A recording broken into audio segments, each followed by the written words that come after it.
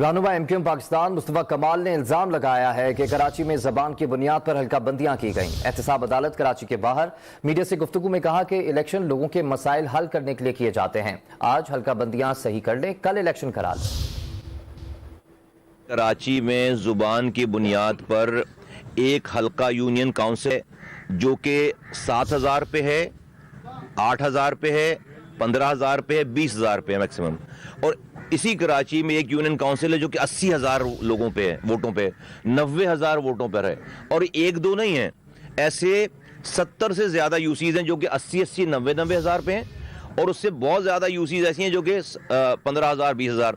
अब इशू ये है कि हर यूनियन काउंसिल के यूसी के चेयरमैन को जब जीतेगा वो, तो उसको 5 लाख रुपए उस इलाके के वोटर के लिए मेंटेनेंस के लिए मिलेंगे। अब इमेजिन करो कि 5 लाख रुपए 15,000 लोगों के लिए और 5 लाख रुपए जो 90,000 लोगों के लिए, तो इंसाफ की बात तो नहीं हुई ना।